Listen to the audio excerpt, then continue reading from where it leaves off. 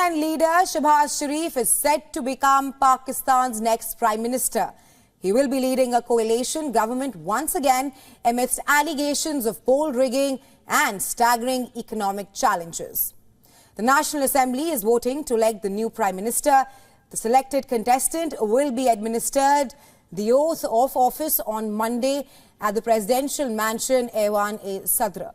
A contestant must receive at least 169 votes in the 336-member parliament to be elected as the Prime Minister. Remember, Shehbaz Sharif is the joint contestant of the Pakistan Muslim League-Nawaz and the Pakistan People's Party. His challenger is Omar Ayub Khan, the nominee of the PTI-backed Sunni Ittihad Council. Well, they have both already filed their nomination papers. According to reports, the PML-N, along its allies, claim to have the support of over 200 lawmakers, even though independent contestants backed by Imran Khan's PTI won the most number of seats in the elections on February 8th. Earlier this week, PML-N's Sardar Ayaz Sadiq became the Speaker of the National Assembly.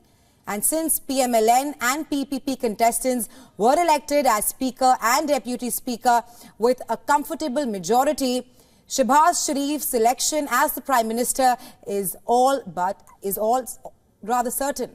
And that is if all pans out without any surprises in Parliament today. This will be his second prime ministerial term. He had earlier led a coalition government from April 2022 to August 2023. That is, before Parliament was dissolved to hold the elections.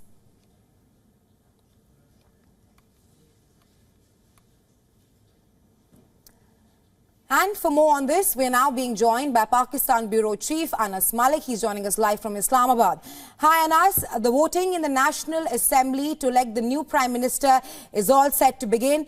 PML-N and PPP's coalition claim to seek support of over 200 lawmakers. Meanwhile, PTI-backed Sunni Ittihad Council has put forth Omar Ayub Khan as Shehbaz Sharif's challenger. What can we expect in just a short while from now in Pakistan? Rahisha, as you're asking me this question, I see Nur Alam Khan, a prominent member formerly of the Pakistan Tehreek-e-Insaf, formerly the chairperson of the Public Accounts Committee, perhaps the most important and the most powerful committee of the Parliament, has just passed. What you see behind me is the Parliament.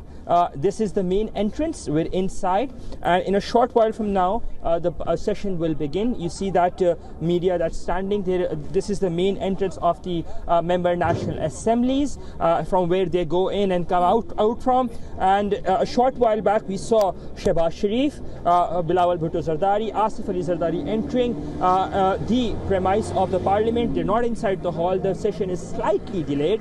It was supposed to start at 11, and on the agenda, on the orders of the day, is just one thing: the election of the leader of the house, that is the election of the Prime Minister. And in a very short while from now, we'd be expecting that the session would formally be beginning with the recitation of the Holy Quran, followed by the national anthem, and then the order of the day, the agenda item will be tabled. To note is the fact is that there are two prime ministerial candidates. One is Omar Ayub Khan, backed by the Sunni Ittihad Council and of the Pakistan Tehreek-e-Insaf, and the second, of course, is Shehbaz Sharif, who seemingly has the numbers. This vote will happen by a show of hands, so it will be an open vote where members, the procedure, if you give me a minute to explain the procedure, would be that first there will be a call for 5 minutes. The bells will be rang, so that in case if any member of the assembly is not inside the Parliament hall, they'll be given those 5 minutes. Then the respective members would be asked to go to respective lobbies on whosoever they want to vote for. Then their vote will be registered. Once the voting procedure has ended, then again the bells will be rang for about 2 minutes, allowing the member parliaments to come back into the hall, and then the result will be announced. Rahisha? Right, Anas, like you mentioned, that the PML-N, along with its allies, they claim to have the support of at least 200 lawmakers and even more, even though the independent contestants backed by Imran Khan's PTI won the most number of seats in the February 8th elections. Well, it's because the coalition has the numbers. The coalition that has three parties, the Muttahida Qawmi Movement, with about 17 MNAs, the Member National Assemblies. Second is the Pakistan People's Party with about 54 MNAs, and then directly elected MNAs in roughly 20 seats. And then the highest party is the largest party rather is the Pakistan Muslim League-Nawaz with 81 directly elected MNAs, 4 switching after the election, joining the PML-N, and then of course the reserve seats. So the total tally of the Pakistan Muslim League-Nawaz, let alone, is 108. So seemingly the coalition has the numbers, despite the fact that Imran Khan backed Pakistan Tehreek-e-Insaf backed candidates, independent candidates, did clinch majority, but because of the technicality they couldn't get reserve seats. That is number one. B, that they were not able to achieve the magic number. The reason the coalition has more numbers and emerges as the largest party of the coalition, the Pakistan Muslim League-Nawaz emerges as the largest party of the coalition. Rahisha? Right, and as a prime ministerial contestant must have 169 votes in the 336 member parliament there. However, Shehbaz Sharif is all slated to win majority today, and he will be taking up the top post as he faces a slew of challenges, especially with growing concerns regarding the stability of the alliance between PPP and PML-N. What are you gathering on that front?